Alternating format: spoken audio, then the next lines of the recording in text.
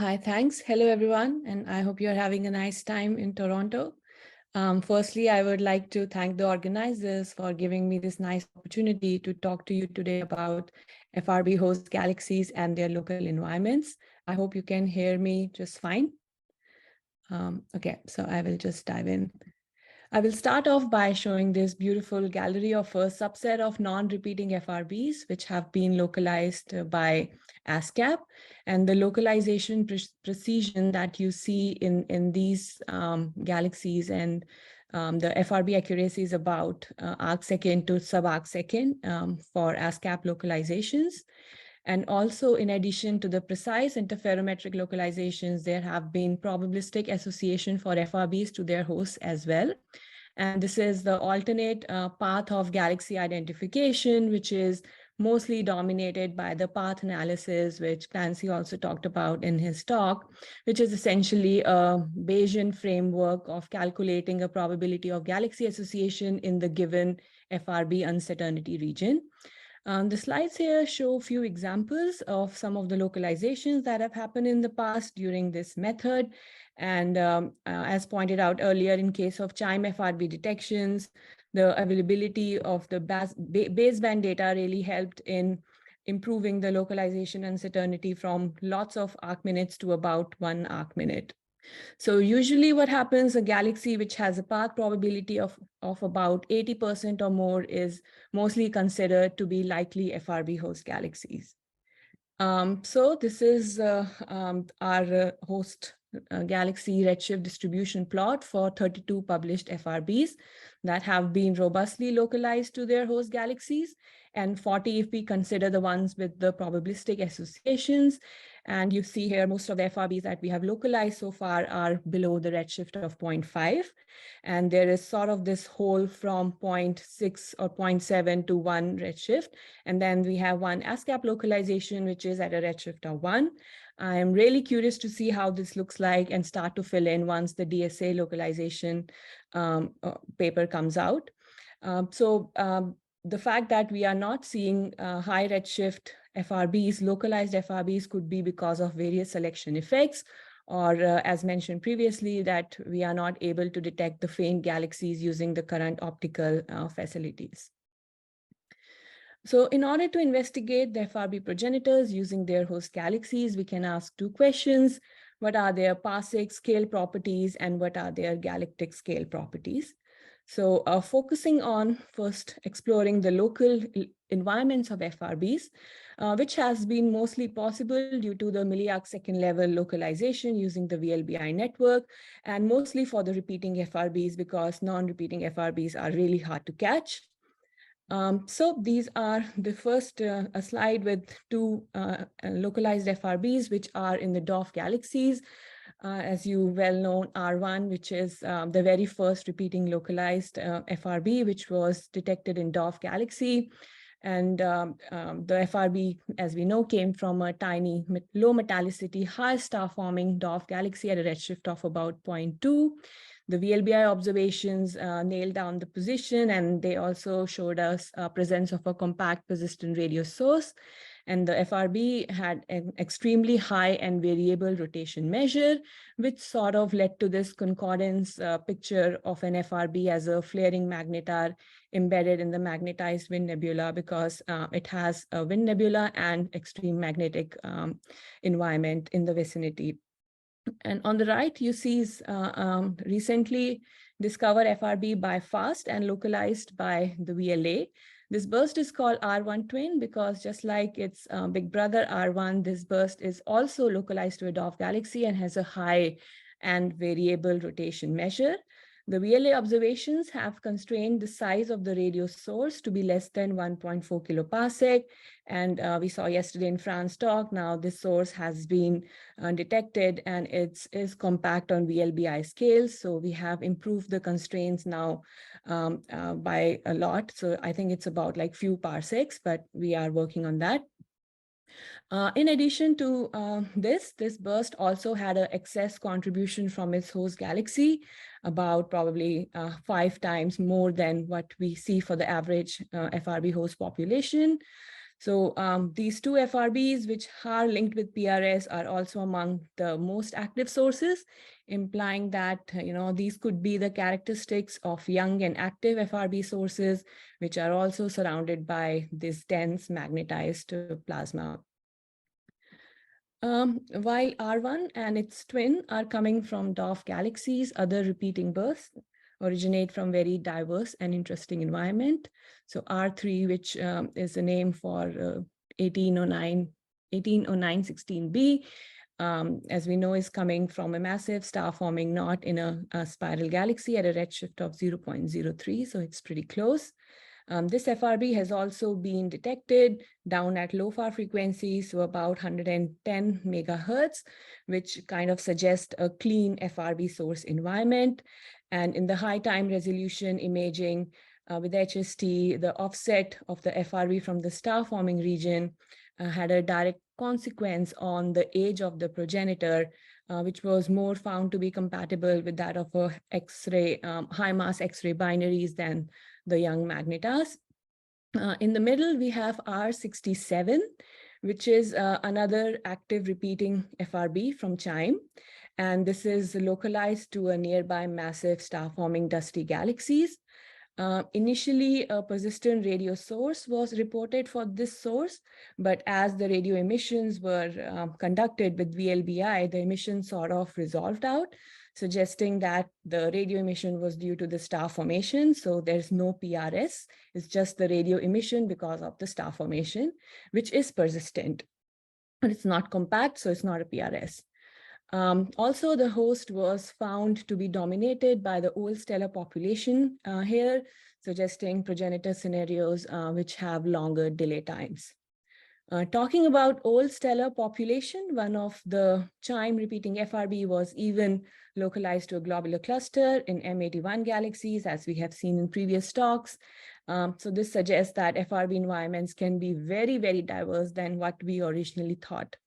And this old stellar population of the globular cluster is suggesting that the progenitor may have been formed by channels such as, accretion-induced collapse of white dwarf or merger events. And I guess we can also call the Milky Way as one of the FRB hosts now, as an FRB-like burst was detected coming from a magnetar called SGR 1935. And as we have seen, it was coincident with an X-ray burst. As we see in the transient phase space plot in the right, this detection is definitely filling the energy gap between the energies of extragalactic FRBs and the radio bursts and the burst from the galactic pulsars and magnetars. And if this burst is indeed a galactic analog of a population of extragalactic FRBs, then probably high energy counterparts are expected, at least for a subset of population which might come from magnetars.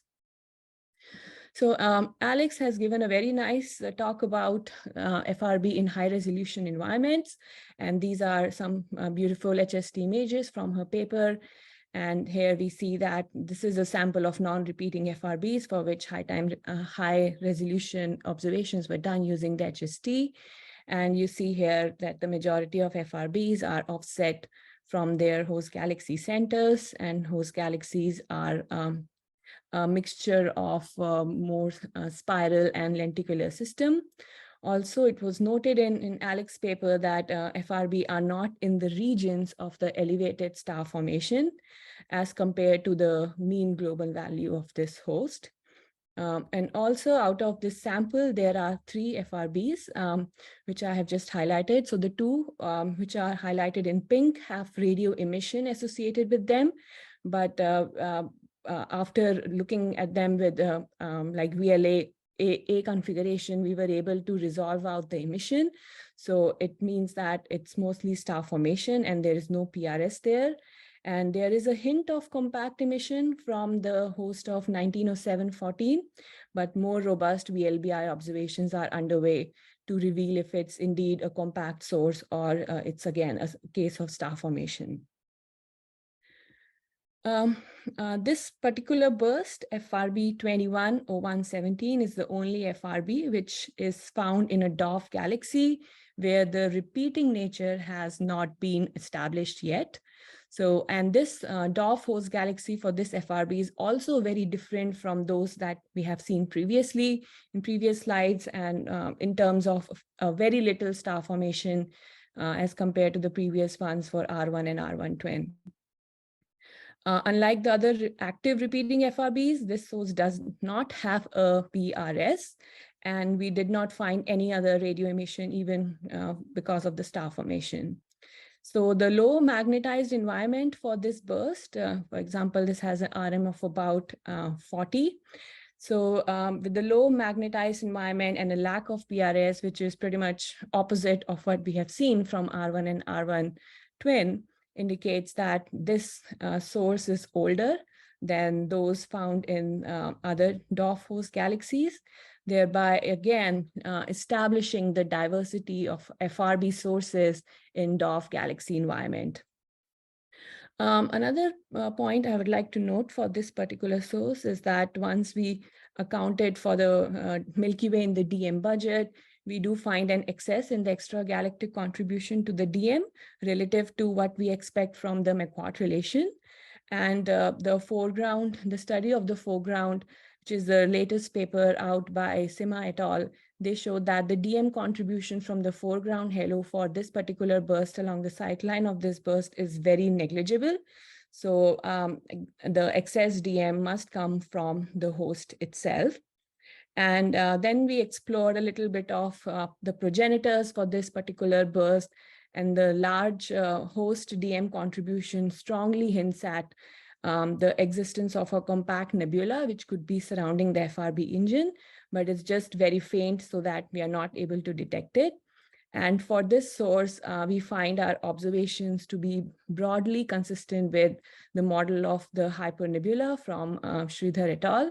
And in this hypernebula, there is a black hole or a neutron star, which is accreting its companion at super-Eddington rates. And our observations were consistent with that model. And so a scenario where FRB source could be embedded between powerful outflows from this hyper-accreting black hole sort of works for this source. You have seen this this slide and this detection before in Ryan's talk and then in Clancy's talk. So now there exists a non-repeating burst, which has been localized to a complex host system at redshift greater than 1. So here black ellipse is where the FRB is coming from. And as Ryan pointed out, it is sort of a very complex system where you have sort of maybe some hints of merging going on at this particular redshift. Also, we found an excess extragalactic DM for this FRB as well, well in excess to compared with the expectation of the DMZ relation, which is about 1300 in the source rest frame. And then in the paper, we talked about what could be the reason for this excess, and it could come either from gas in the immediate vicinity of the source, or the ISM, or the foreground intervening gas. On the right here, we see the fluence redshift luminosity space for the localized FRBs. And here, the solid lines are the constant energy density in ergs per hertz. And the FRB you see here is marked. So this one here is this particular burst, and it's the highest energy burst in all robustly localized FRBs, and thus it can provide a stress test for emission models. And as Clancy has mentioned in his talk, it is also pushing the E max limit, what was thought before for the population of FRB modeling. Okay, so now jumping to exploring the host galaxy demographics for FRBs. This is the recent result, and Alex also showed in her talk. So these are the histograms for some of the global properties of FRBs, such as their stellar mass, star formation rate, and you see that the FRB host galaxies are massive and they are moderately star forming. They have a median stellar mass, medium stellar age of about 5 gigayears. So it's not super young. And the median star formation rate is about 0.13. And yeah, it's not a very low metallicity as well. And in this, this shows the current star formation rate as a function of the stellar mass for the 23 FRB host distributed in 3 redshift bins. So the background data is for the field galaxies is taken from the Cosmos survey now. And we see that the FRB hosts are lying in the region of star-forming galaxies with some exceptions. And also it was pointed out in the paper that there is no statistically significant differences between the host of repeating and non-repeating FRB. Now, again, we can examine the phase space of the specific star formation rate versus the mass-weighted age. So specific star formation is basically the star formation per unit mass. And this comparison also serves as a proxy for comparing the star formation histories of the FRB hosts. And we find that FRB hosts are lying in the densest region, which is the same region pretty much occupied by the majority of cosmos galaxies. Which also tells us that the star formation histories of FRB hosts are not unique among the field galaxies. The plot on the left, again, is a classic BPT diagram where you see the nuclear emission lines. So basically the ratio of N to NH alpha and O3 and H beta. And these are used to determine the dominant source of ionization. And here we observed FRBs, at least for this sample, they are not drawn from a specific class. The plot on the right shows the color magnitude diagram, which provides an overall information about the stellar population in these galaxies. The late type galaxies with ongoing star formation are the blue clouds. The red one are red and dead, and then green is sort of transitioning. And we see that FRB hosts are lying on the luminous side of the blue cloud and somewhere between the blue and the green valley. And we don't see many FRB hosts lying in the red and dead. Which could mean that FRB progenitors are not solely dominated by delayed channels, such as magnetar formed by compact binary mergers. But having said that, recent DSA localizations showed that one of their 2 localized FRB came from a massive red galaxy. So as we are gaining more sample, our knowledge is also evolving. So as you can see now, we have red and dead massive elliptical galaxies. And therefore, even though FRB hosts are typically star forming, there might exist different formation channels, which are indeed consistent with old stellar population, because now you have a handful of red and dead galaxies. In the recent publication, Ibik et al. Also explored the FRB host population, comparing the host properties with field galaxies taken from the Primus and Cosmos survey. It was pointed out in Gautham et al. That when we use the cosmic survey as a background galaxy, the FRB host seems to be tracing the main sequence here, which is not the case for the Primus, and turns out it is something very specific to the survey itself, that their star forming main sequence are offset by an order of magnitude if you compare both of these plots. And this effect is clearly illustrated here. Also, interesting thing to note is even though most of the hosts are in the star formation cloud, in the star formation rate and stellar mass phase, they are mostly clustered around here in the Green Valley region. So they are not falling on the top of the late type galaxies, which you expect if they are star forming. So, but they are kind of landing in this space. But here, one should also note that this Cosmos survey is biased against the red and dead galaxies. So you're not seeing the quiescent island in these Cosmos survey here. So, that is the whole point, that we should, be careful about all these caveats, especially when we are plotting different properties of FRBs and comparing properties derived using different methods and comparing with different surveys which have different selection effects, and then ignoring the redshift evolution for these. So, but the overall trend remains pretty much the same for now, which is that FRB hosts are massive and mostly star forming.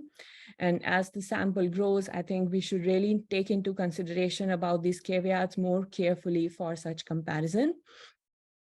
I should also point out that in Ibik et al., they showed the mass metallicity relation for the FRB hosts. And the background here is the relation taken from SDSS data. So here, most of the FRBs are consistent with where the SDSS galaxies lie. So which kind of support the conclusion that FRBs as a whole do not require very low metallicity or high specific star formation rate, although there are some points here in the low metallicity region, which again might hint for two population of FRBs, one happening in the normal star forming galaxies and other could happen in more low metallicity type of galaxies like dwarf galaxies. So from the host galaxy consideration alone, several FRB progenitors still appear plausible. Now here we have also seen such plots in Alex's presentation.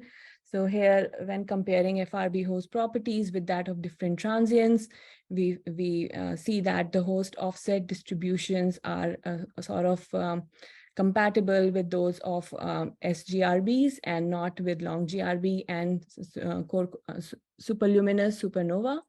And yes, and the galaxies of LGRBs and superluminous supernovas are less likely to be the common host for FRBs, given the sample that we have at the moment.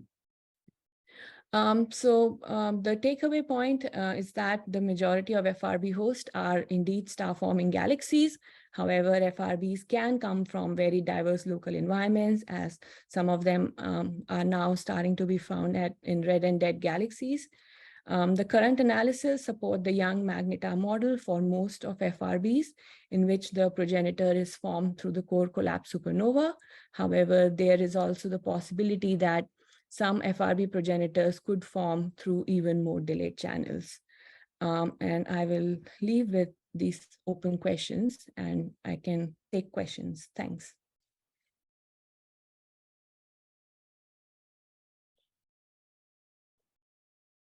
Thank you, Shivani, for the talk. Is there any questions? Okay, Vicky. Just to sort of not being a galaxy person and noticing, you know, what you commented on and what we commented on in the Ibik et al. Paper about the difference between the Primus and the Cosmos galaxy samples. So I guess that disturbs me a little bit, and I just wonder how common are those kind of biases, and you know, those surveys just sort of plot their galaxies without trying to account for their biases. Is that what's happening? Or is it understood? Is it not understood? Can you, I know it's not exactly what you were talking about, but I just wonder if you could comment on a little more on it. Yeah, I am becoming a galaxy person by myself, but I'm not there yet. But what I have learned from these papers is like they clearly state their biases and their selection effects, but they just do the analysis clearly outlining their biases and that's just it. And then I think it's up to us what data we are using to compare our FRB hosts to, because for example, in Gordon et al., we made sure that the prospective fitting that we are doing is exactly the same is done in Cosmos. So that was more like an apple-to-apple comparison than from like in previous my paper where we were comparing it with Primus data, where these values were derived using some different ISED fit and not the prospective fitting. So I think the key will be to just minimize these systematic effects as much as possible for fair comparisons. But yeah, I don't know how in the field of galaxy surveys they deal with such problems.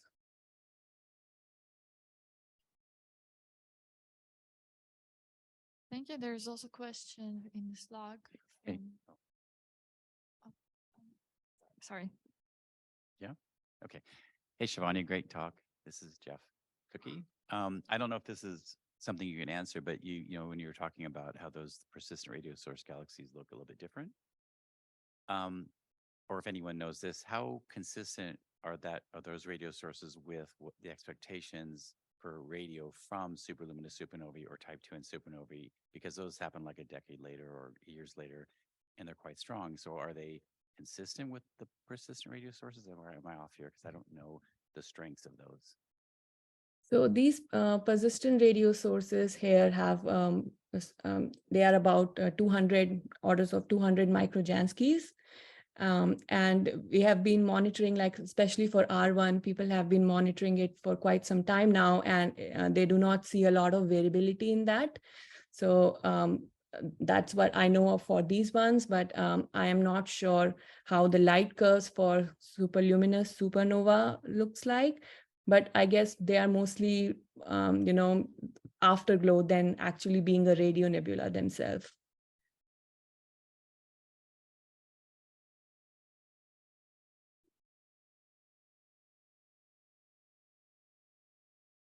Okay, actually, we're running out of time, and let's thank Shivani again.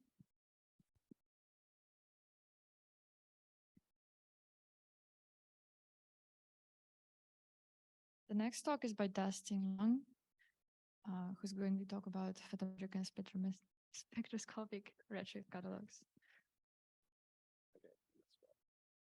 Okay, thank you. My name is Dustin Lang. I'm from Perimeter Institute in Waterloo. And I get to tell you in 12 minutes about DESI.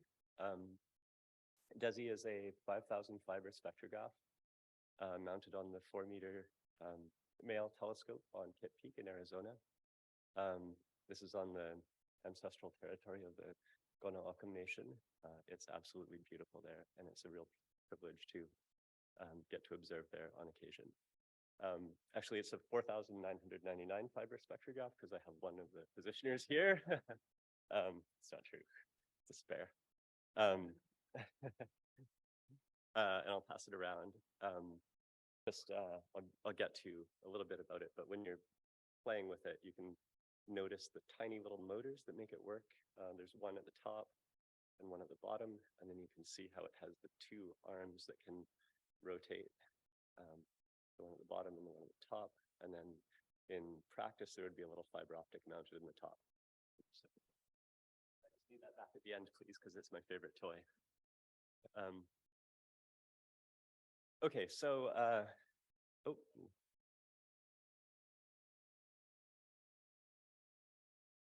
okay, so if you look at a little chunk of sky, SDSS went out and took spectra of a bunch of objects and made those public. It took them 15 or 20 years. DESI is going to add more over the course of 5 years. That's kind of the end of the story. I'll give you maybe a couple more details about how that actually goes on. So the DESI is a really pretty complicated instrument. At the top of the telescope is this focal plane assembly that actually holds these 5,000 fibers, or 5,000 robots and their fibers. In order to get that wide field of view, there's this very large and complicated like optical barrel. And then once light is collected by each of those little robot fiber positioners, the fibers come down, winding their way through the moving parts of the telescope into a bank of spectrographs that are in a nice climate-controlled room. This is a huge improvement over the Sloan Digital Sky Survey, where the spectrographs were mounted on the telescope, flopping around in the ambient temperature of the outside, which made calibration very, very difficult.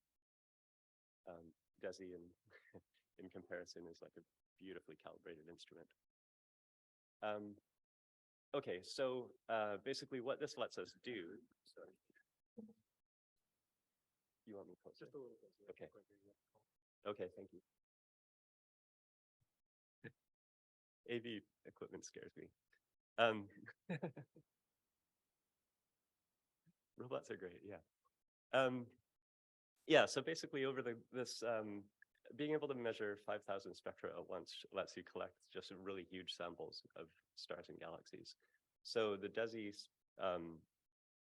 survey has a few different classes of galaxies and also stars. So kind of in the bottom right are listed the key numbers. So during bright time, when the moon is up, we collect stars and galaxies, in particular bright galaxies nearby. Those are out to redshift of 0.4. So I think those are actually the most relevant ones for FRB hosts. The other samples are basically very useful for cosmological studies, but probably not so useful for FRB studies, to be honest. And then the quasars in the background.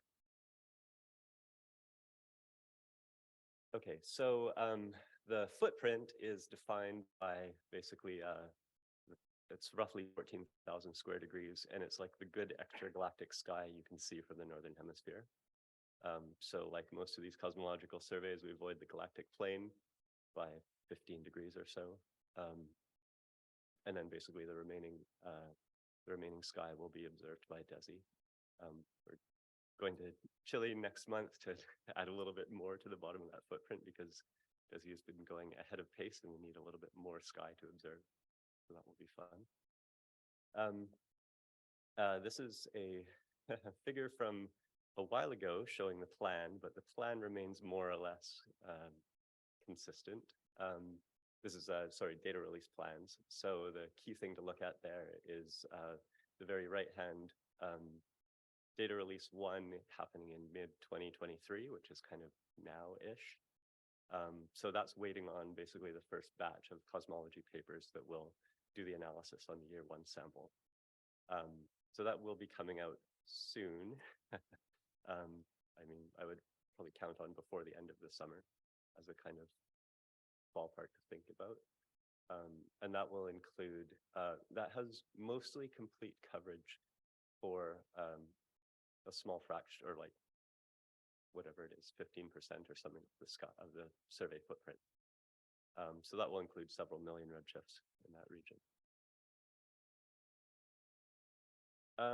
Okay, so here's like a little zoom in on, okay, good, lots of time.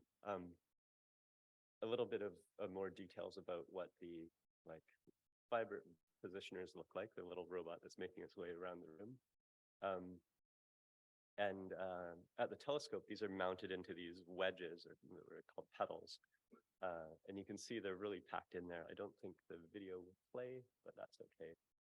Basically, just see all the robots like rotating and swiveling in there in concert.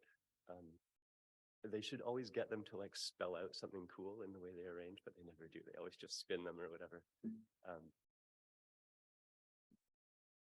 So if you look at what happens on the sky, each of those fiber positioners can reach a region marked by that blue circle. So they're, the positioners can like slightly reach outside of their footprint so that basically every part of sky can be reached by at least one. And you can see that in the optical images that we collected for the DESI survey, which go down to about R of 24, each of those positioners could hit like 100 objects or so. And we get to choose, or maybe it's 200, 300, something like that. And we get to choose like a few for follow-up.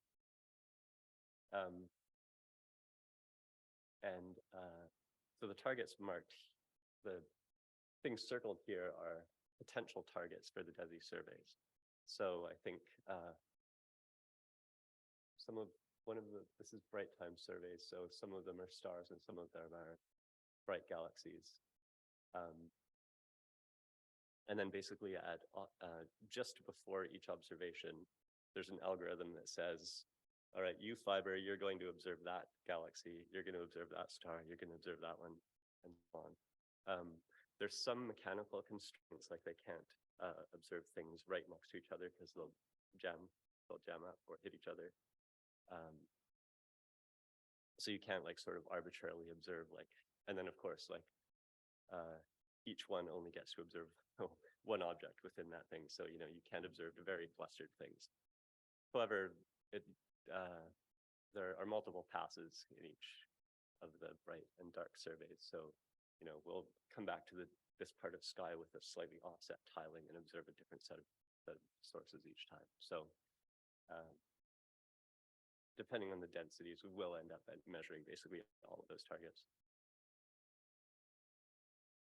Okay, so all right, okay, yeah, so just briefly about the spectrographs and what the spectra look like and the like calibration and data processing. They're physically pretty huge, these spectrographs. They have 3 arms, so there's like 2 dichroics that split them into a red, blue, and near infrared arms, covering basically the whole optical range from UV to near IR. And the resolution is basically driven by the cosmology, because we want to resolve out an O2 doublet line for the emission line galaxies. So basically the resolution changes over the different arms to kind of make sure that we can resolve out that doublet. So if you look at there's 500 fibers, one from each of those wedges goes into one spectrograph. And then that projects on, gets split into 3 arms, and each of those is projected onto one CCD. So 30 CCDs in total across the spectrographs, and each one would look basically like this in an observation. So you've got 500 fibers coming in, getting split into rainbows, and projected on the CCD. So horizontally here are fibers, and vertically is wavelength direction.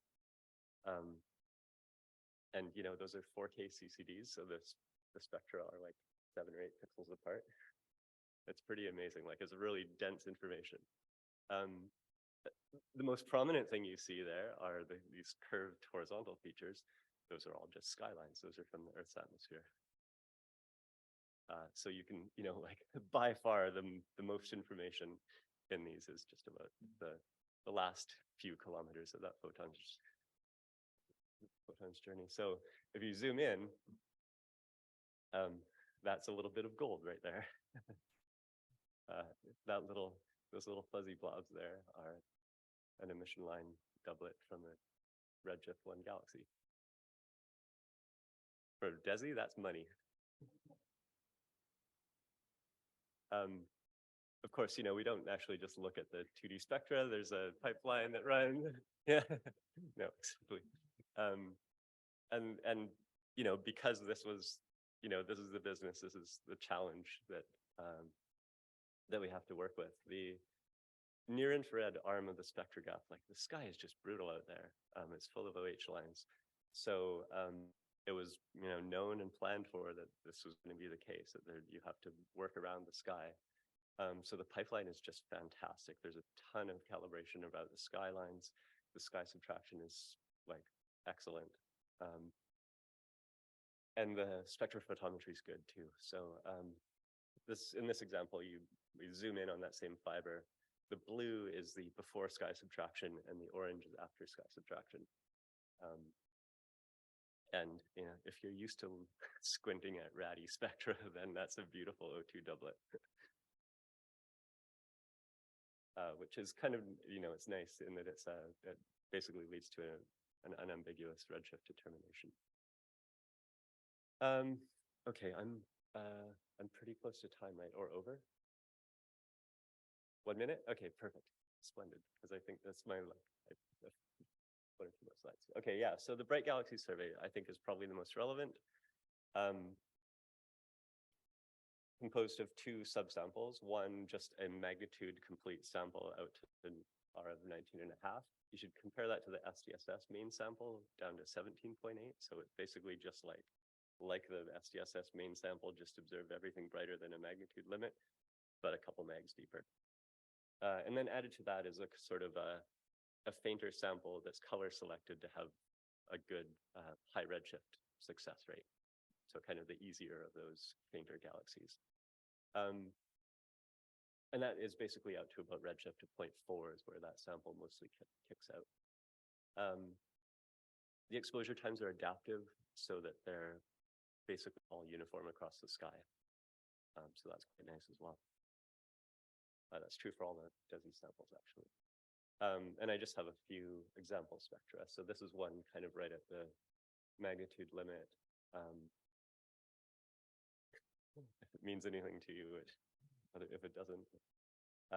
That's another one kind of at the redshift limit. And then there's one that's a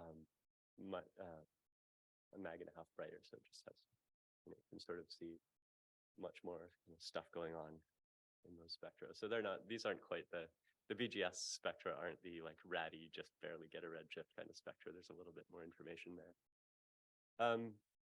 The luminous red galaxies are the next sample out in redshift slice, but I just learned from Shivani's talk that they're probably not so relevant because they're these really massive galaxies, like stellar masses above 10 to the 11 and a half. So, which I think was off the end of the histogram. So, you know, there probably aren't a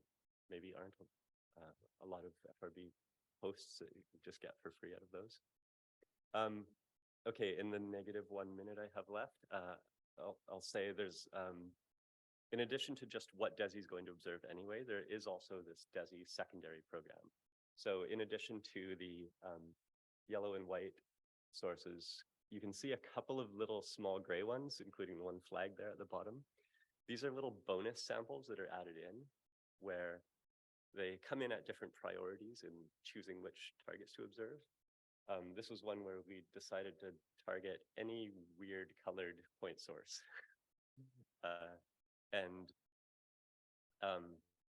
There are some DESI secondary programs that are high priority, and basically if DESI is going to point there anyway, and your target is there, it'll say, I'm going to observe your thing instead of whatever else I was going to observe anyway.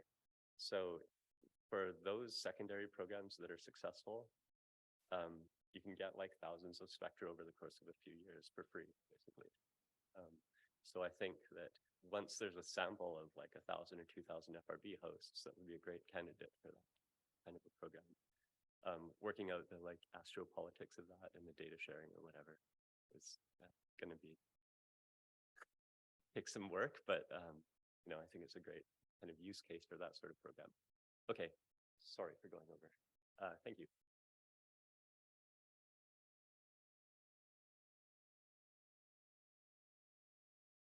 Dustin, have like very short questions.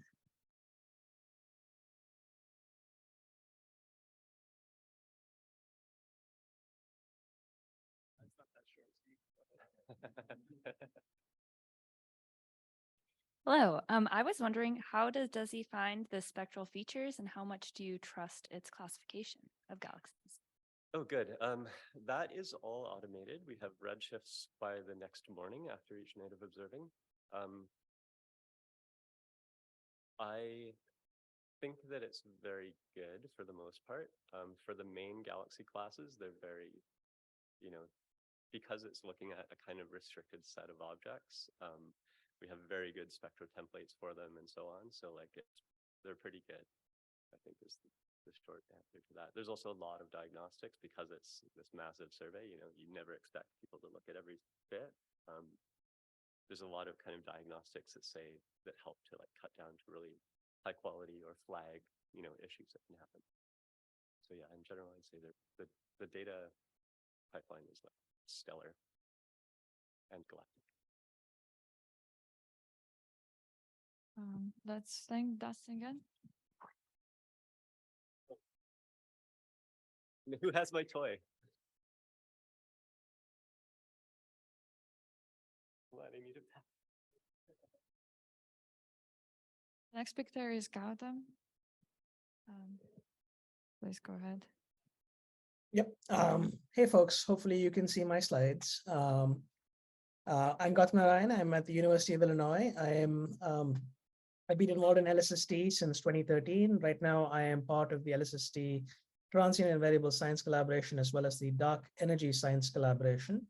And in DESC, the Dark Energy Science Collaboration, I'm currently the Deputy Analysis Coordinator for Time Domain Science. So I'm sort of the person responsible for trying to make the pipeline work. Now, LSST, my slide's not advancing. Give me just a second. I think Zoom is a little upset about the floating video panel. It's always something, right? So LSST is not the largest telescope out there, but it is a very significant aperture. It's an 8.4 primary mirror, so we'll call that A. And it's got an f1.23 optical design, which is revolutionary compared to basically every other ground-based facility out there. It's got this very interesting mirror structure that lets it have a very, very large field of view on the sky, 9 square degrees. And that combination, the product of A and omega, is something called the Aton-Du And Rubin has by far the largest étendue of any ground-based survey ever. It's an order of magnitude more than ZTF, which has a 45 square degree field of view, but is on a 1.8 meter telescope. So you can imagine survey speed essentially being determined by this product of A and omega. And because this is such a fast telescope, it goes deeper quickly and can slew more quickly to a new region of the sky. And that means that it will do, in its 10-year survey, a full scan of the useful southern sky every 3 nights. It will repeat that over and over in a different filter, and has 6 UGR-AZY filters. So any part of the sky gets something like 800 visits with a single epoch depth of 25 magnitudes. This entire survey is producing something like 20 terabytes per night, which for radio people, I realize is probably not something that's impressive, but it's actually kind of terrifying if you're an optical astronomer like myself. The other way you can think about LSST is by looking at its single epoch limiting depth versus all of the other surveys out there. And LSST is really just in a different ballpark here because, again, 18,000 square degrees for the main survey, but it's going deeper than many of these surveys in about a 30-second exposure, which means that its 10-year catalog will have something like 37 billion sources. There are multiple sub-surveys. The primary one that I think would be of interest to this audience is this thing called the Wide Fast Deep Survey.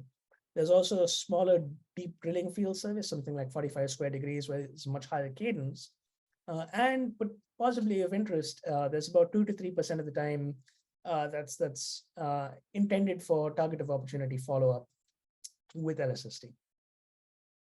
So the Wide Fast Deep Survey, again, like I said, is the entire accessible southern sky. Most of the core region is that sort of greenish color. And of course, we exclude the galactic plane in the Wide Fast Deep Survey. That's a little bit fainter. There is a galactic plane survey. It's just not part of the overall Wide Fast Deep. And so several of these other sub-surveys get lower cadence. The survey area is effectively defined by galactic extinction. And I told you about single visit point source depth at 5 sigma. I can also tell you about the stack depth, which I've listed there for both the Wide Fast Deep Survey and these deep drilling fields on the right-hand side. And this is the most hot off the press current survey strategy for LSST. It is not final, but this is not moving, not iterating very fast. Now, importantly for the time domain, that 3-day cadence hides a few important details. In particular, it's 3 days in any filter. So if you want color information, you might want repeat observations in the same filter to get a rise time, for example, and then multiple observations across different filters to get colors. And there, LSST doesn't do as well as some of the existing surveys. So U and G, for example, will be, if you only look at those 2 filters and look at when you get observations in those 2 filters, you'll have a median internight gap of something like 3 weeks because we only use U and G in dark time. RIZ, it's more like a week, and then the Y band is something like 2 weeks. Now, one way we can maybe improve the cadence, and this is almost certainly going to happen, is to adopt a rolling cadence strategy. So the best illustration for that is you can think of the sky as being split into multiple bands. And in some years, we only observe one part of that band at twice the cadence and completely skip another part of the band. And then in alternate years, we shift where the band is. So overall, over the 10 years, you'll still have even co-added depth across the entire sky for static sources and galaxies. But if you care about the time evolution of sources, then you have effectively twice the cadence in half the area. The footprint's actually been evolved somewhat from this, but this is the best illustration I could find of this rolling cadence strategy. I also mentioned a target of opportunity strategy. So the idea here is this is follow-up for gravitational wave sources, high energy particle sources, or other non-localized alerts, such as FRBs, of course.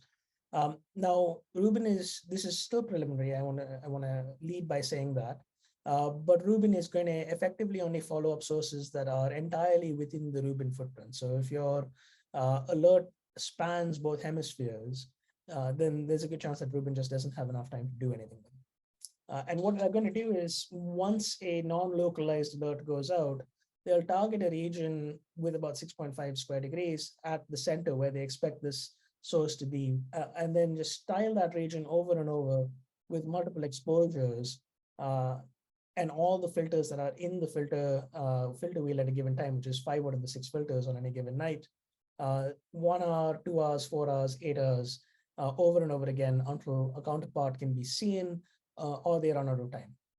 And it must be said that once you have these kind of non-localized sources, you may not actually be able to get all the observations for all events. Some of these will be setting, etc., weather.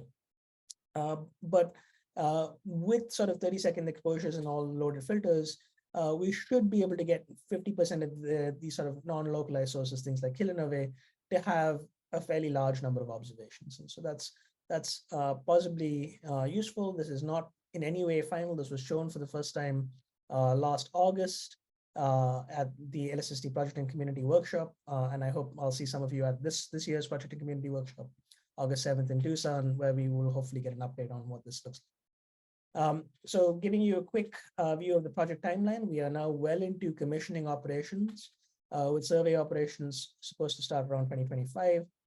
I will, of course, add the caveat that this diagram only slips to the right. Nothing ever gets earlier. But, what I loved about those last couple of images I showed you for LSST is they aren't really renders. This is an actual image off the telescope in the dome.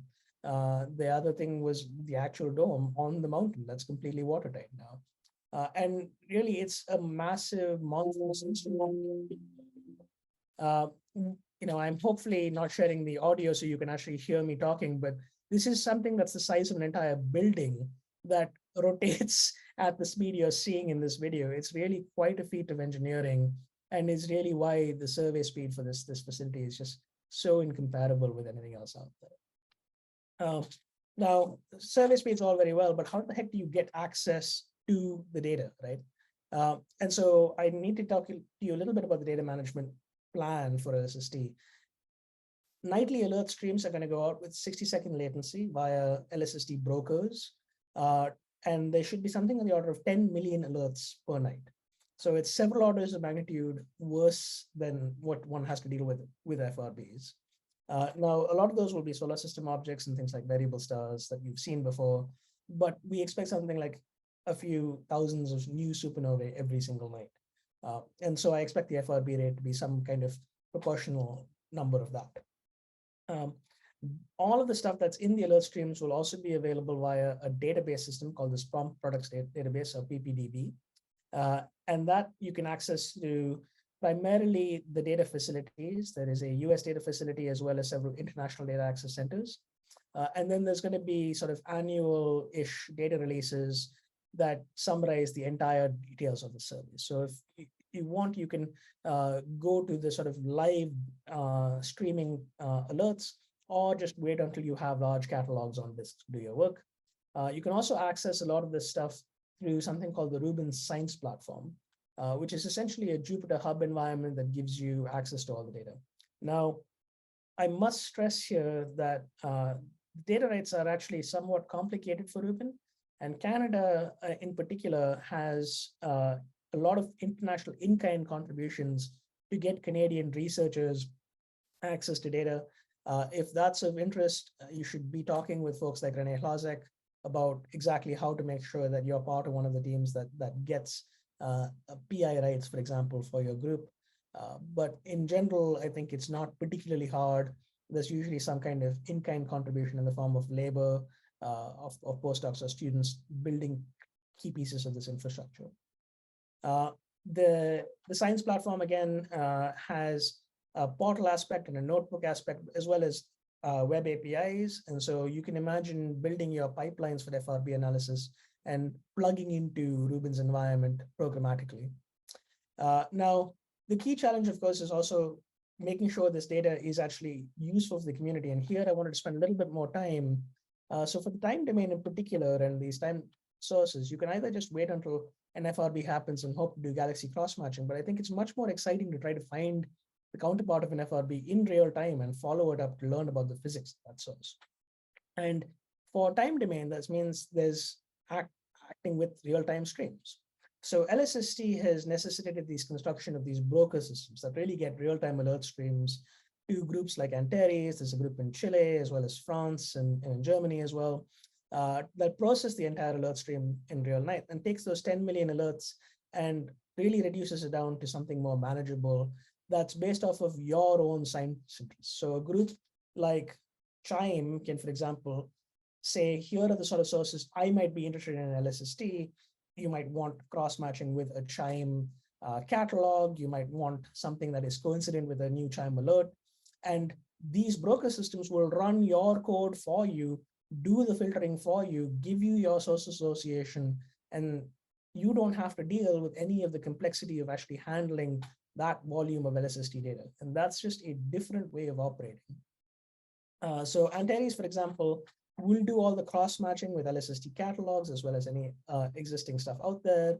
It will characterize events, it'll distribute these alerts to the groups, and you basically just have to write your own filters, so a little bit of Python code to do your kind of targeted processing and your kind of analysis. This is all active. You can sign up for an account and play with this with a precursor server to LSST called the Wiki Transfer Facility. Now, Rubin, of course, is testing all of this infrastructure is really, really important. And so Rubin is a complex machine. So what we are doing right now is making sure it all works by simulating data within DESC and streaming these to the alert systems. So my group within DESC, for example, generates simulated alerts of the entire time domain sky, sends those to these broker systems. We take in algorithms from these different LSST science collaborations, which are separate from the project, use the broker systems to filter this all down, trigger things like follow-up using TOM systems and Aeon, and then effectively report those follow-up back to the science collaborations, which can actually also update the broker. So this is a sort of a virtuous loop, if you like. And I strongly recommend that folks interested in FRB science really start talking to us about how you can go about simulating FRBs in a realistic way so we can test this infrastructure in concert with your project. And you'll notice I have a LIGO Virgo Cabra logo in there in addition to Rubin. So it's already on our mind on combining data from different projects. In fact, I'm also now working a lot with people who are interested in Roman. So we really do want to work with multiple experiments at the same time. And if you do simulate the entire time domain in sky that LSST will see, you'll get something like this. This is just a few years of LSST alerts marching through, and you can sort of see those redshift distributions and the histograms evolving, as well as the numbers at the bottom sort of growing. And we've done this for 20 different kinds of transient sources out there, but FRBs is critically not one of them because nobody has given me a good FRB model yet. This is also part of a larger ecosystem. So we are reporting these alerts with a messaging service called Hopscotch publicly. Hopscotch can handle gravitational wave alerts. It's actually one of the sources for LIGO alerts in the coming Run 04. But we can also handle Run 04 alerts or FRB alerts for Chime. You don't have to build your own messaging service from scratch. People can report follow-up for sources using this web interface called Hermes. And we already have a working archive of database alerts that you can search and get a DOI for any given alert for public. So this has all been developed. You folks do not have to reinvent the wheel. One of the reasons that LSST is so large, it's really necessitated the building of a lot of this critical infrastructure. And part of my goal here is to make sure that folks in Canada are very aware of what's going on and that all of this stuff exists. So my slides have links to all of these things, and I'm also happy to tell you a little bit more about them, but unfortunately with 12 minutes, I can't do a full demo. So quickly wrapping up, Rubin will have the largest static source catalog for association with FRB sources. So you could make a list of potential galaxies to monitor for future activities. But I really do think this ability to follow up FRB sources in real time is something this group should really think a little bit more about. This needs the ability to sort of simulate FRB events in a combination of facilities like DESI and Chime and LSST to tailor the algorithms to actually trigger follow-up. We heard about things like RFI storms. So how do we actually, suppress fake alerts from that. But a lot of the real-time messaging that's reliable and robust, the archiving and association and characterization of sources that I heard about in various talks yesterday that were all great, already exist in the optical. And a lot of this infrastructure can be very quickly adapted. In fact, we're required to by groups like the NSF to FRB science. So seriously, please come chat with us. We want to work with you. And I'll stop there.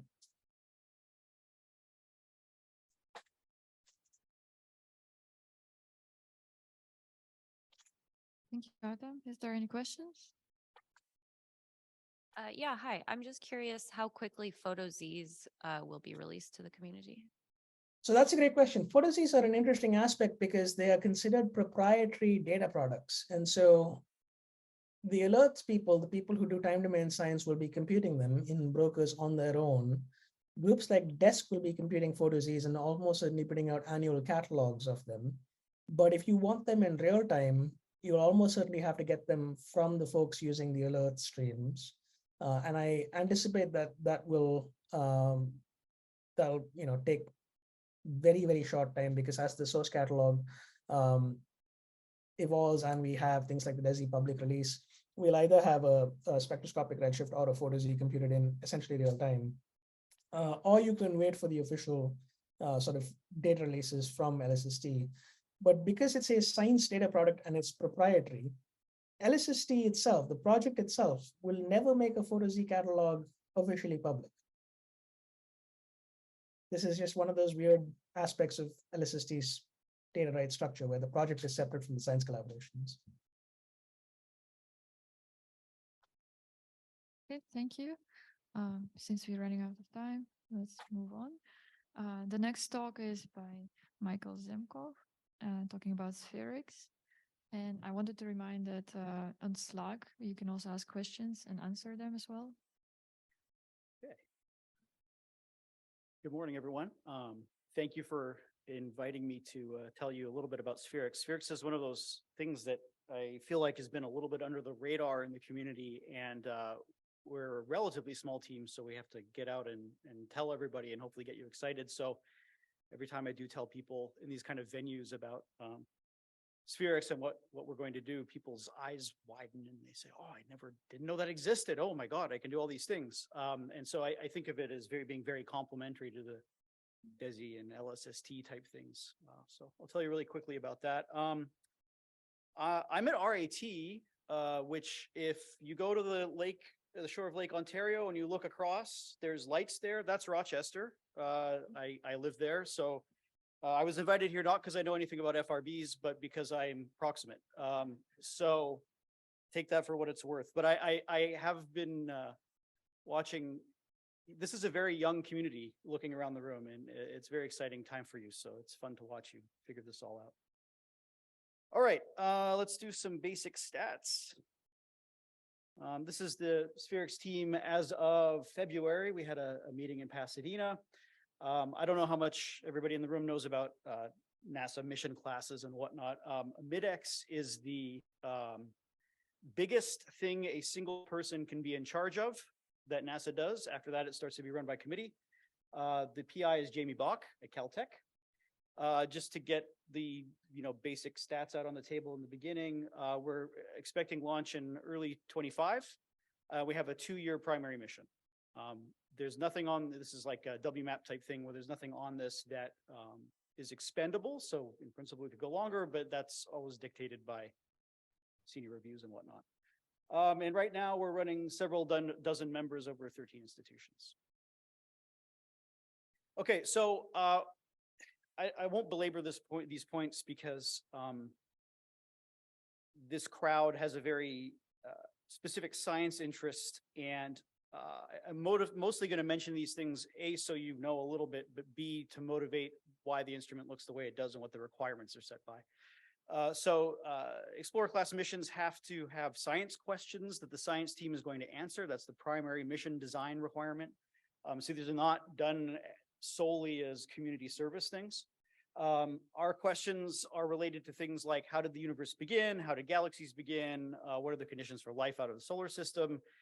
And incidentally, while doing that, we're going to make an all-sky survey throughout the near infrared. So how did the universe begin? Basically, to make a long story short, our plan is to measure the redshift of enough galaxies to 1% accuracy out to redshift 1 that we can basically probe the large-scale structure of the universe sufficiently well that we can back out what the initial conditions were, and thereby understand how inflation might have proceeded, and things like what is the non-Gaussiani parameter, what's the spectral index of what the initial perturbations look like, things like that. And what that requires is really having a three-dimensional map of where everything is in the universe. Ideally, you go out further. That's something that, for example, Euclid is going to do. They're going to do the redshift 1 to 2 of this, but we're doing the sort of out to redshift 1 version. And you can see there, I don't know how many people in this audience are inflation experts, but our predicted sensitivity to inflation is quite precise there.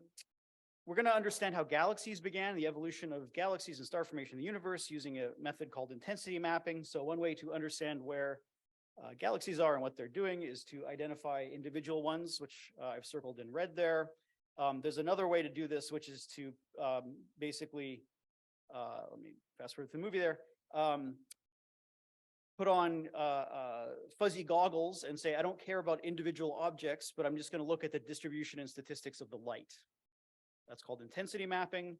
SPHEREx lets us do that by doing spectral slices throughout the near infrared, where we can start to do basically cross correlations and compute power spectra of where the matter is emitting in the universe and what the power spectrum of that is. So we're going to, be searching for things like what's the emission from all galaxies in redshift bins. Look for dwarf galaxies that are responsible for ionization. Look for intrahalo light. Perhaps do things like dark matter decay if it happens to be decaying in a channel that emits in the optical, things like that.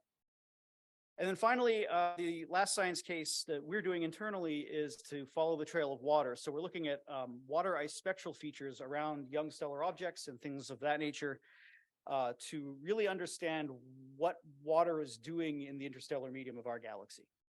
So that's our galaxy type science case. But really, it's a question of what are the reservoirs of ice? How does ice get from nebulae down into planets and things like that? So how are we going to do all this? We're going to put this thing into space. So this is a section view through the thermal shields there. I think the important point is that SPHEREx is a 20 centimeter. So 20 centimeter is like that big, right? Kitchen plate or a dinner plate size telescope, primary telescope. And going with that, based on things we've just heard, it has very large entendu, right? It has very wide field of view, relatively large pixels. I'll get into that in a sec. But in so doing, we can map large regions of the sky very quickly.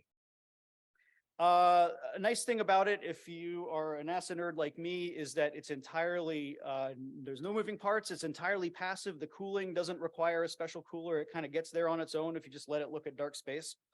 And so it's going to operate down below 55 Kelvin, probably closer to 45 Kelvin is our current estimate. And it's going to do a spectral coverage between 0.75 and 5 microns with a varying spectral resolution. It's a bit wider spectral resolution at the short end, and then a bit finer spectral resolution at the long wavelength end, and that's driven by the need to look at water ice and disambiguate spectral features there. And then I think maybe the important thing for this crowd is the 6.2 arcsecond pixels. So we're going to map every spot on the sky with those kind of spectral resolutions over that wavelength range with 6 arcsecond resolution. Okay. So how are we going to do all this? Well, basically, we've bought Mercad infrared detector arrays. We have 6 of them. What you do is you get a piece of glass and you deposit dielectric on it, make a filter basically, that has a changing spectral bandpass as you go across the face of it, right? So it's like looking, if you made one in the optical, it would be blue on one end and then transitioning to red on the other. And then you put that right up above the detector, okay?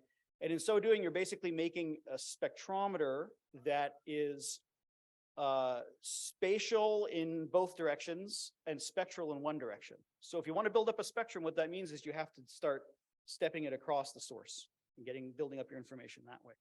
So that's what we're going to do. That's what this little rainbow thing above the star field there is showing, that we're going to basically walk this spectrometer or linear variable filter thing across the sky in, well calculated programmed steps to build up complete spectral coverage over the entire sky. So I have a movie here that's going to show that. I'll talk over the top of it. So basically, SPHEREx is going to be launched into a terminator orbit, which means it follows the sunrise-sunset line of the Earth and goes round and round.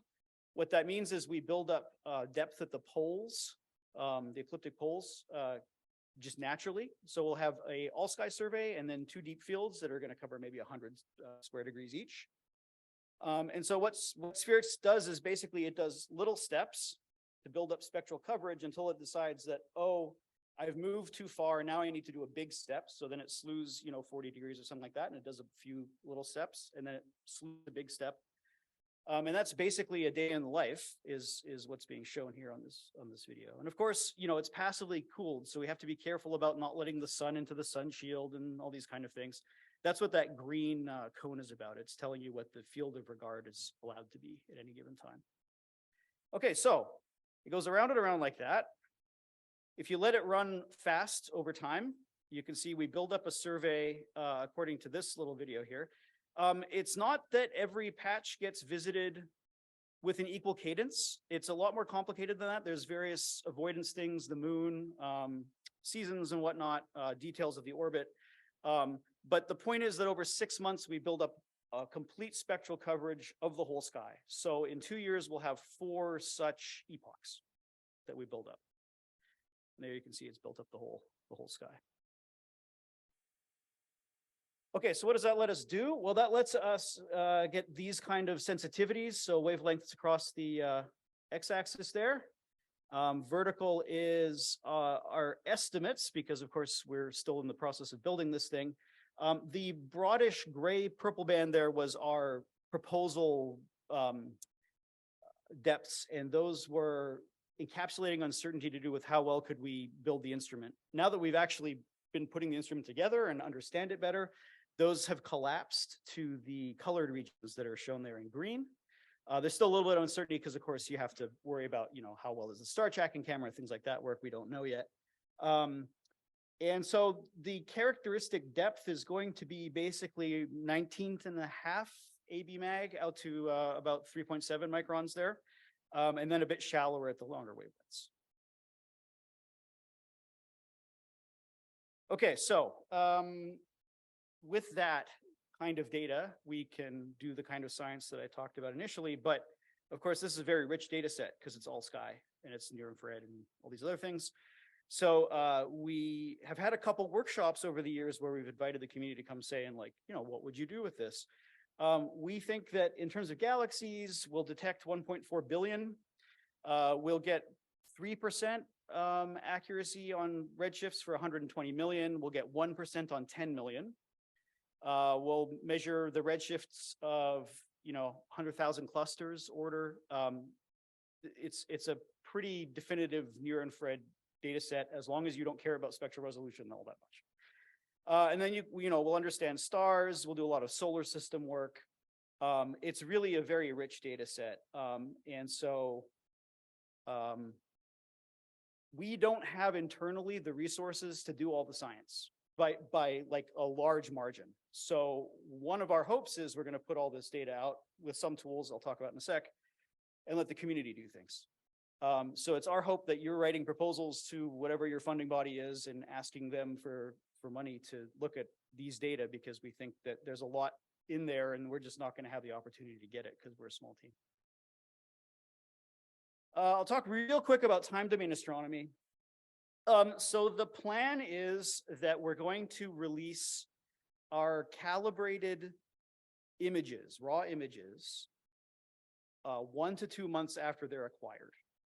And with that will come some tools from IPAC to, for example, submit a position on the sky where you're interested, and it will give you stamps of that region, stuff of that nature.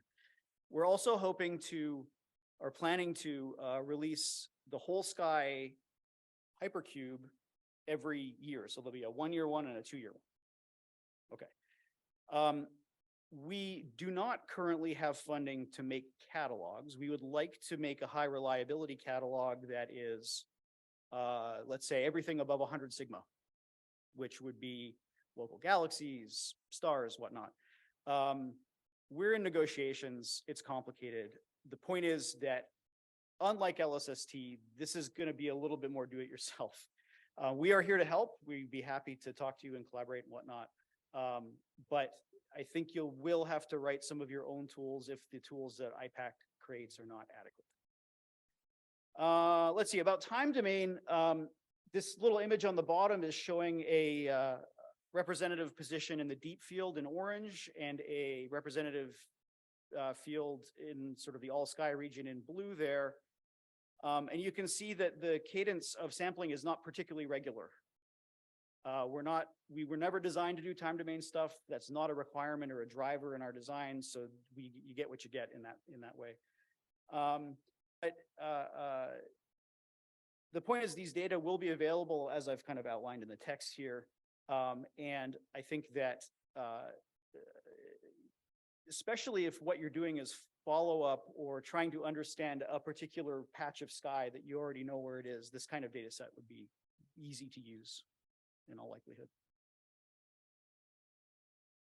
Okay, so just to summarize, SPHEREx is going to be a data cube covering 7.75 to 5 microns with about 1% uncertainties in each 6 arcsecond pixel in the sky. That said, and the PI hates it when I say it this way, but I'm just going to say it this way, it's not a time domain survey. So it's not LSST, it's a bit different than that.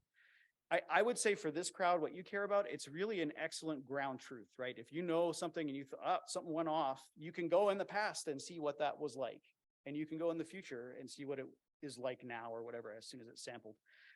And so I think that's probably very valuable. I mean, maybe in terms of physics, you have to think a little bit about what the near infrared is going to teach you, but I have no doubt it will teach you something. So maybe that's an open question.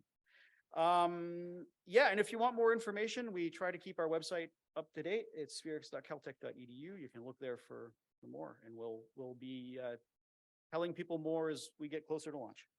Thanks.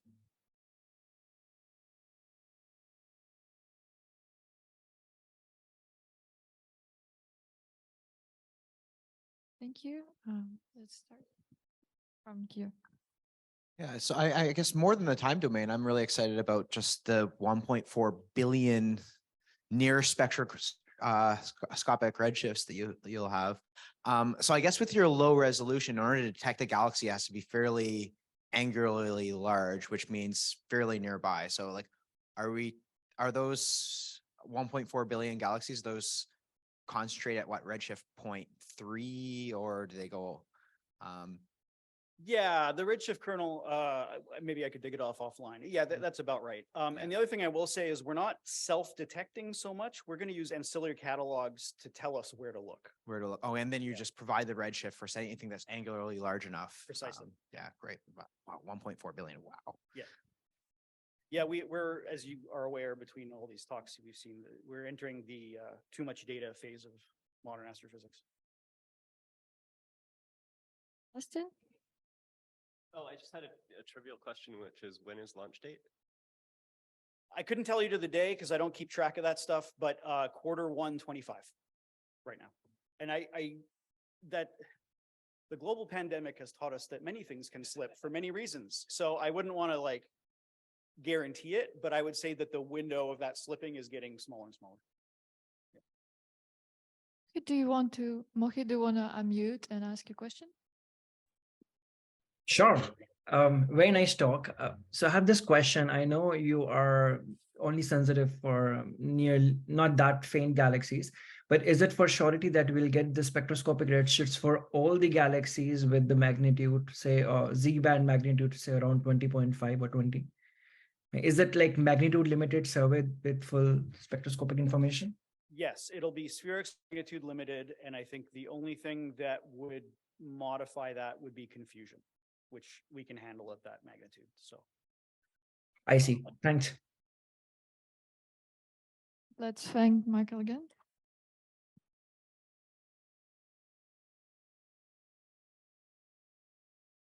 Now we're going to move on to discussion. We're going to run a bit late, but we have a long lunch break. So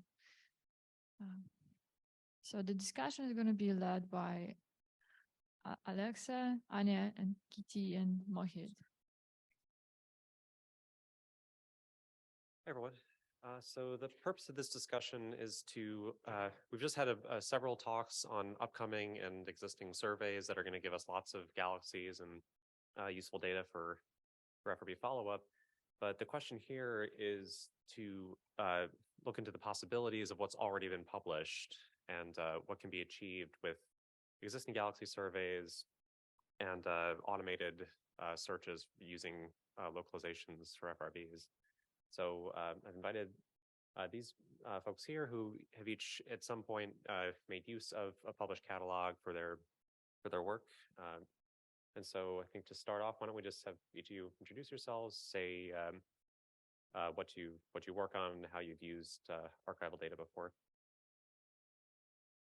Oh, it helps if I turn it on. Okay. Yeah, so I focus on stellar population synthesis modeling of FRB host galaxies, which jointly fits photometry and spectroscopy. A lot of that made use of archival data, pan-stars, SDSS, and optical, WISE, VISTA, in more of the near infrared. And I think looking into these catalogs, because they can go fairly deep, about 21st magnitude, does cover quite a few of the FRB host galaxies that we're detecting. So there's just a wealth of information out there that we should definitely prioritize before, writing proposals and using larger telescope time. Hi everyone, this is Kritti Sharma and I'm a first-year grad student at Caltech. So I'm working on stellar population modeling of host galaxies as well for fast radio bursts. And my work initially began with learning best practices about modeling these spectra and photometry for the host galaxies of fast radio bursts and how to basically constrain these star formation histories. And from those best practices, we together realized that it's important to have good quality photometry plus spectroscopy if we want to really constrain the star formation history and if we want to do studies like constraining delay time distribution. And in all of our study, I'll say that archival data has played a crucial role in all of the follow-up studies and in identifying what specific follow-up data we really need. So it's important to look at all the possible archival data, including pan-stars, legacy, 2MAS, which is in 1 to 2 microns, and then WISE, which is 2 to 20 microns, I guess. And soon we'll be joined by Rubin, SPHEREx, and other surveys. So I think it will be an exciting era and we should make good use of it. Hi, everyone. I'm Anya Nugent, and I do the same as them, but for short GRB host galaxies. And so as I was talking about yesterday, we use our public surveys to initially find a potential host galaxy for our short GRBs. But then if we find one, we use the data that's available to run a stellar population modeling fit. There's a lot of good photometry out there. We can get a redshift estimate for our short GRBs, which is good at understanding their energetics and where they're coming from. So yeah, I don't know that I have much more to expand on what they said. Mohit? Sure. Hello, everyone. Hi from Pittsburgh, USA. And so I don't think I have anything additional to add to whatever people here have said. I think I have also been working on the similar topics and trying to understand the progenitors using all sort of angles that have been discussed by my other panelists. So one thing I would say that I'm doing differently from them is there is a unique challenges that we have in the JIVE FRB collaboration right now compared to you guys. One of the challenges is localization. In fact, before I can proceed further, we decided that at the starting of this discussion session, we should discuss about one case study, and we thought that it would be nice to discuss JIVE FRB case study. So I want to share my screen. So let me share my screen before I discuss that. Can you guys see my screen? Yes. Awesome. Thank you very much. Now, so there are definitely unique challenges that we have faced or we have been facing. First, I think one of the first main challenges is we have way larger localization region compared to people from DSA 110 ASCAP. In fact, most of our localizations are around 3,600 times larger than ASCAPs. So that comes up with unique challenges, and we have to consider different things which might not be the case, for example, when we have sub-arcsecond localization. But we are quite confident that in coming within few months or maybe after 6 months, we'll have localizations which are precise enough where most of these challenges are not the big, will not play a big role. And some of those challenges are like, we have many potential host galaxies. So we really need to take into consideration host redshifts. And also because CHIME is currently an FRB detection machine, we are detecting so many FRBs. So it is very important for us to take into consideration look elsewhere effect. And I think this is somewhat true for other observatories as well, just because I think soon SCAP will shoot its 50 mark, and maybe by the end of this year, it will have maybe crack with the when Krakow will start operating, it will have even more than 100 or 200 galaxies, FRB host galaxies. And because FRBs are only solely localized in the radio data, it is very important to take into consideration about the chances that the host galaxy or the sources in the optical data is by chance. So, but this currently is a big issue for us, which we have tried our best to consider in our analysis. Now, talking about the archival observatories or observations that we have been using. So first of all, purely from CHIME FRB field perspective, I know other people might need to add, might have something different, especially in the Southern Hemisphere like ASCAP, but I think it's still quite viable for it's in line with observatories like DSA 110, COD, DSA 2000, and even BURST. So luckily we have PennStar DR2 dataset, which covers 100% of the CHIME FRB field of view. You can see it here on the right-hand side. So we also have DESI legacy survey, which covers approximately 70% of the CHIME FRB field of view. And it's really deep when you talk about images sensitivity, which is around 24 magnitude. And in addition to that, we have SDSS 15, which covers around 59%, which is still good. And especially SDSS is great because it provides U-band magnitude close to the UV, which has which provides unique constraints when you really want to work on this metallicity H degeneracy when you're fitting SPS and when you're fitting your photometry in spectra using different SPS analysis. So that's, I think, unique phase space that SDSS adds to the analysis. Now for galactic plane sources, none of these sources at SDSS and DESI, it doesn't work for those, and PennStar is not complete. So for galactic plane FRBs, we do really need to take into consideration other surveys like Spitzer, we have survey, we have IFAS, UKRT is WISE and TUMAS. And some of them actually are sensitive to detect galaxies which are like 22 R-band magnitude. If I just convert IR magnitudes to fiducial, so HS magnitude to fiducial R-band magnitude. Now, very quickly, and as my co-panelists said, there are several upcoming surveys. I want to highlight one survey because other surveys are already discussed, which is CFIS. So it's a Canadian-France imaging survey. And it's quite deep, and it will be released by the end of this year. Especially Canadians will have full access to the data set by, I think even right now they can have, but it will be released to the public by the end of this year. And that is also quite deep. It only covers 3 band, unfortunately, U, R, and Z, but still it's quite useful.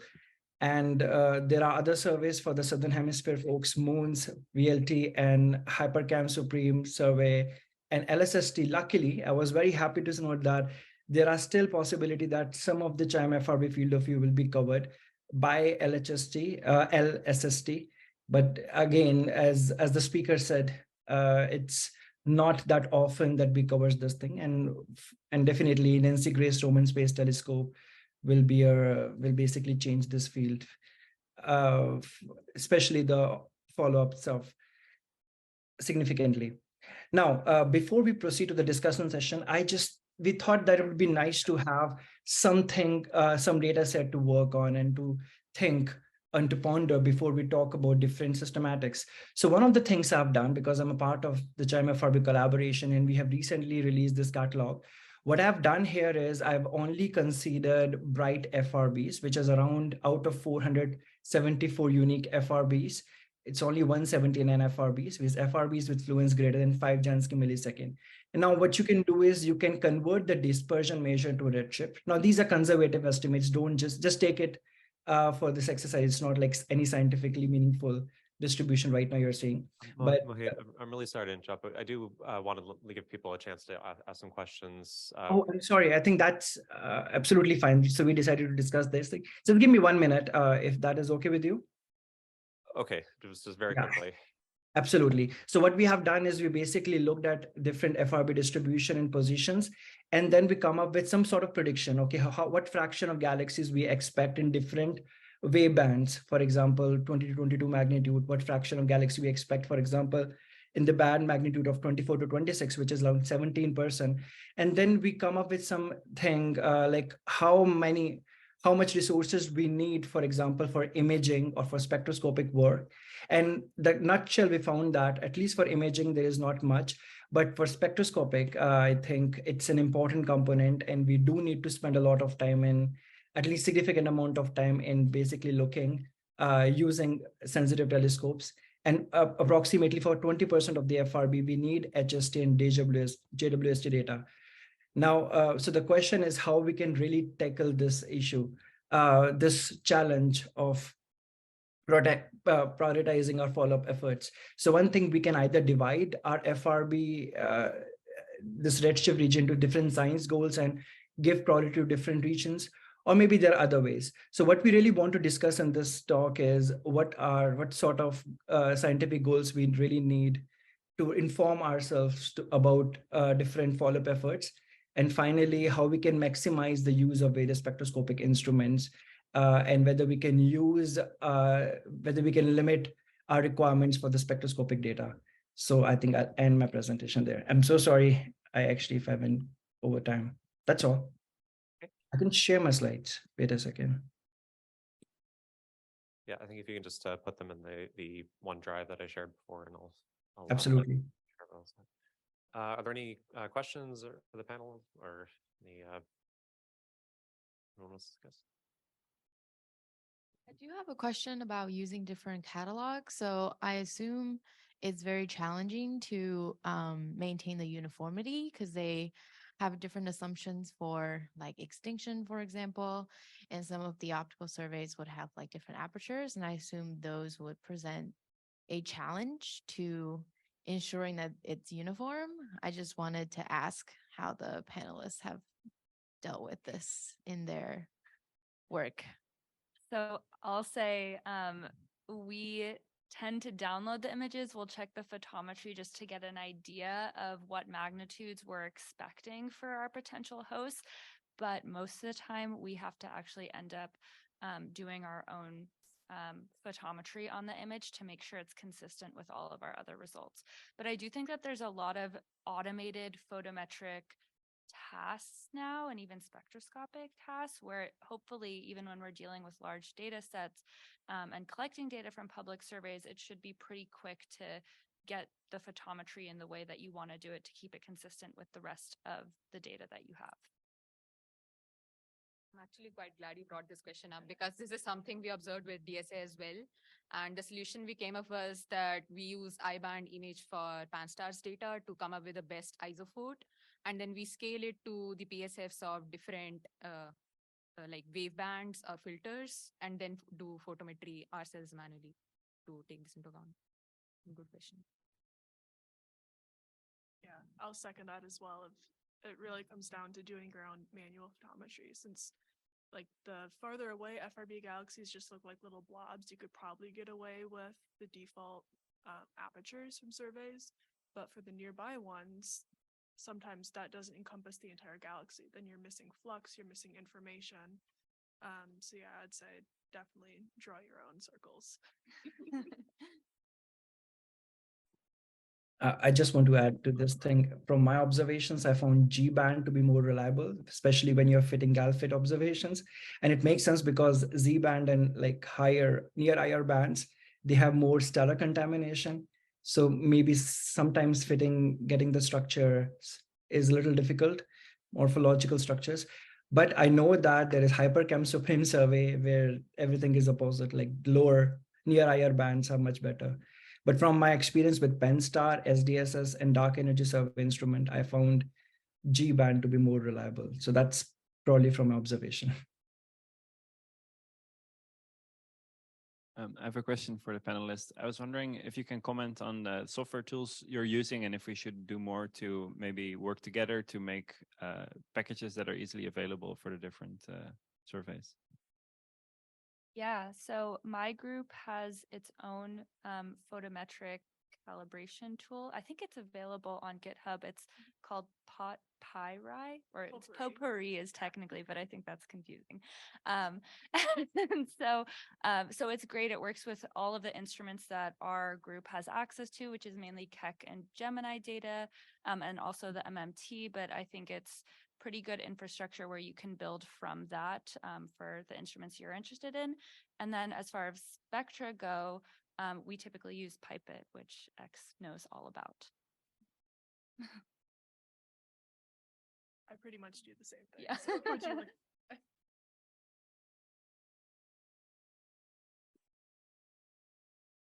Anything else?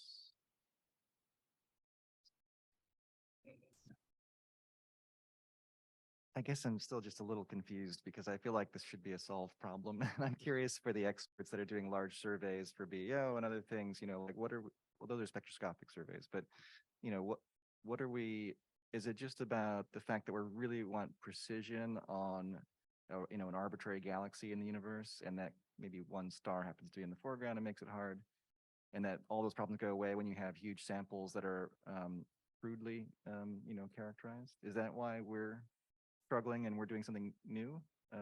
We want one precision measurement. I think what you want is to get the best constraints on your photometric observations and your stellar population properties for all of your host galaxies. And so getting those constraints comes from having the most amount of data available. And so I think that's what we're all going after, to be able to see the patterns within our host catalogs.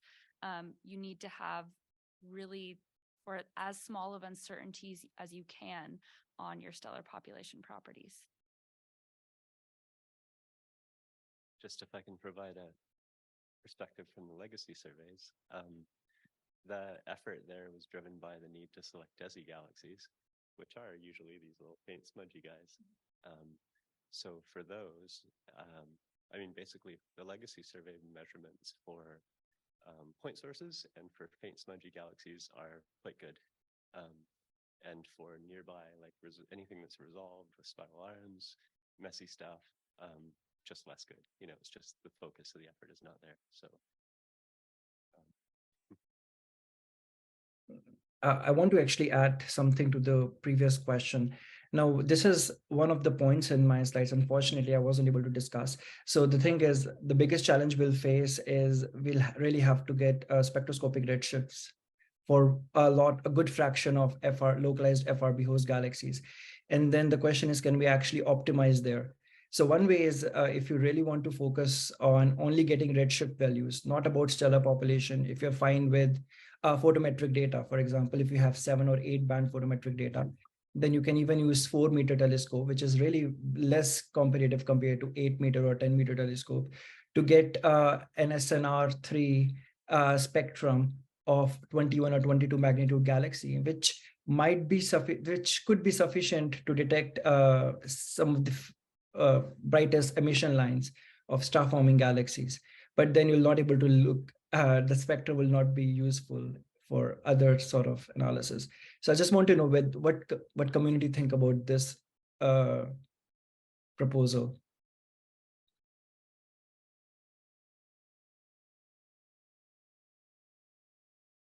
the proposal to follow up for additional, with an additional observation or? It's just that we'll have once DSA 2000 and COD and other even chime FRB out triggers will have around 400 or 500 galaxies, and some of them are like really far away, and for almost for 400 or 300 of them we really need spectroscopic data.